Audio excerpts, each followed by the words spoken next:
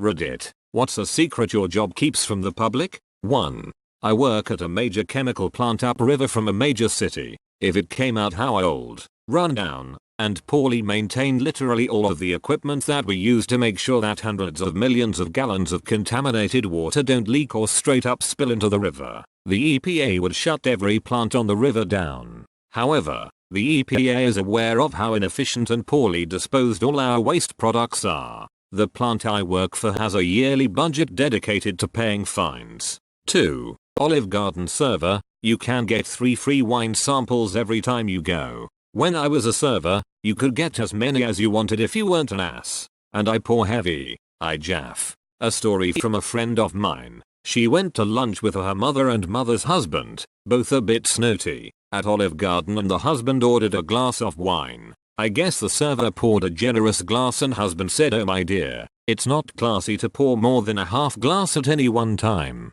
The fantastic waitress just shrugged and said, "Sorry about that, sir. I tend to pour them like I drink them," and walked away. 3. Worked in a no-kill animal shelter. The thing is, no-kill still does mean you have to put animals down sometimes. Especially behavioral issues are terrible. When is a dog too dangerous? Can you rehome a pit bull with a bite history? What if they get too dangerous for staff to handle? Especially when it gets out that we had to put a specific animal down and all those Facebook warriors start rioting and calling you names. It's not like we make those decisions for fun.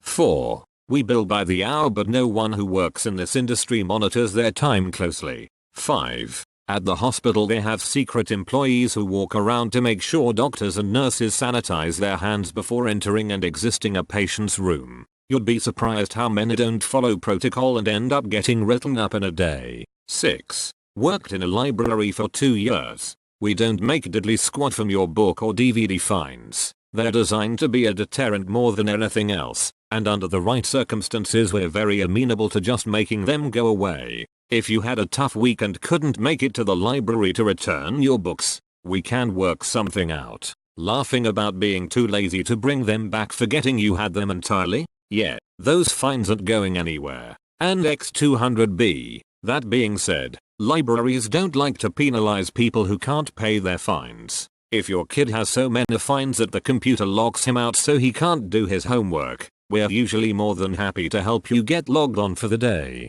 7. We claim to be a leader on the technology front.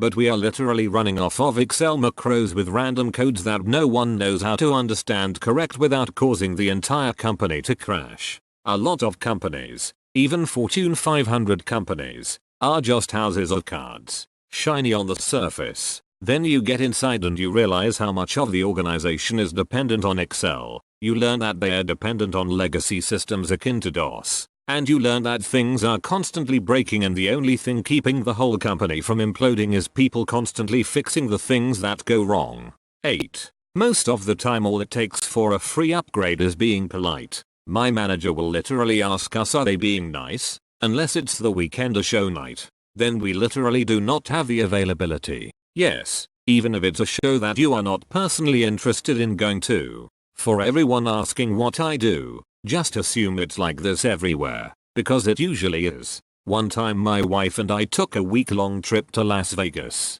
This was when the Aladdin Hotel had just been open about a year or so, and we got a good deal on a room there. Went to check in with all our luggage. A nice desk clerk told us that our room wasn't ready, we could leave our luggage there behind the front desk, and to check back in an hour or so. We literally had nowhere we wanted to go right then and both desperately wanted to just get to our room, shower, and change clothes as it had been a very long day. We had got up at like 2 AM, drove 2 hours the airport, you get the idea. After an hour of sitting in the bar, we checked back. She apologized and said it still wasn't ready. I said that's cool, we'll just continue hanging at the bar. Another hour goes by. I go up there to check and now she's on the phone with housekeeping and is visibly pissed off. They are telling her 2 more hours before our room is ready. I told her that's okay. We got here really early and we'll just go do some stuff on the strip and come back like 5 PM or so. She said, wait, you know what? You're exactly the kind of people I like to help.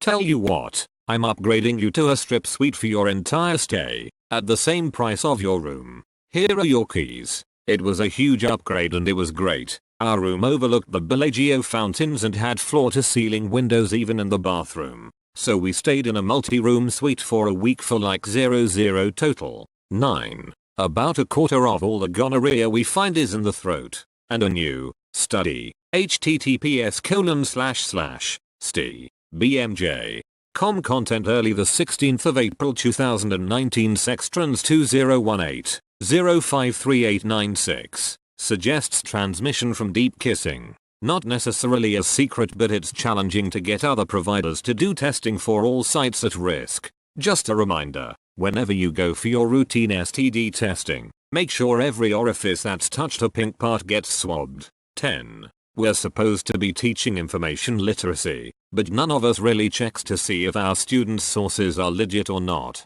Edit. A lot of people are commenting about Turnitin. We use safer sign. Those are only capable of flagging for plagiarism. What I'm talking about is checking to see if when a student cites a source for a claim if that source actually said it, and if that source is at all reliable. There's no software for that. 11. The average programmer and IT guy is just better at googling things than you are. 12. I work in a public library. Sadly, since we're open to all, we get a lot of indigent customers. In this day and age, that means a lot of opiate users, many of whom shoot up in our restrooms. We've had many overdoses, most of which are treated quickly and effectively by administering Narcan. However, that's not always the case, and some people are either beyond saving, or are found too late. In 2019 alone, we've had 13 deaths. Security and the EMTs are always careful to make it appear that the body being wheeled out is only ill, so as not to freak out the patrons.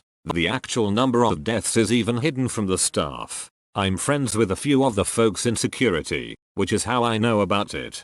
Reddit. Obligatory. Holy crap. I did not expect this to get so much attention. A lot of people have mentioned installing blue lights as a deterrent. That's been looked into and discussed in depth. Unfortunately, what we've discovered is that they're largely ineffectual. When they can't see their veins, they just jab themselves until they hit pay dirt, and all it really does is increase the number of infections and abscesses. The bathrooms are going to be remodeled in the next year, to make them less user-friendly, so to speak. Many people have asked where this particular library is. I'm not going to say. However, the fact that people have guessed San Francisco, Philadelphia, Denver, and even Canada illustrates that this is a widespread problem, and that we're sadly far from unique. Thanks to all the other library workers who have shared their stories below. It's unfortunate that libraries are forced to deal with social issues outside the scope of our normal operations, but I maintain that libraries are a foundational pillar of civilization.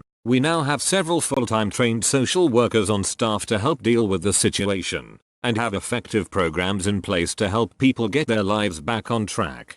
13. All of our videos are made by the same people, in the same building, and we just change the text logo. All of the interviews are scripted too. They literally feed the lines to the subjects.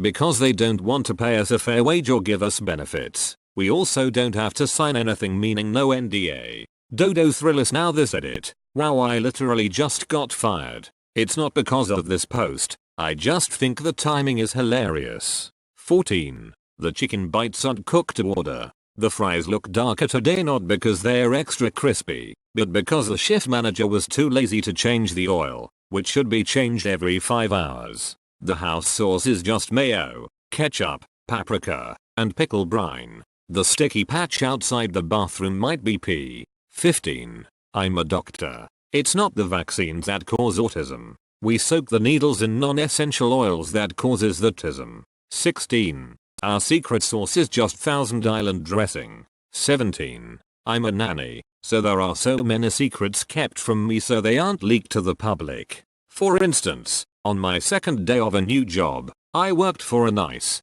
high-profile family. I picked them up from their prestigious preschool and the oldest, 5-year-old, said, "Daddy has a big bump on his penis that he had to get poked at the doctor." I had to look Ole Daddy-o, aka my boss, in the eyes that evening knowing he had a pimple, penis, Not serious matters that would drive the country into mass hysteria. Just stuff like how much beer the parents drink, the fighting, and the details regarding genitalia. Gotta love kids. They relay so much TMI it's not even funny. 18. Municipal worker. We do actually work hard and care about the city, and it's hard on us when people stop cold to yell at us without getting all the facts, and we know we can't really defend ourselves. Most of the time you are reaming out a laborer who has no control over your taxes or which street is getting paved. 19. Volunteer paramedic.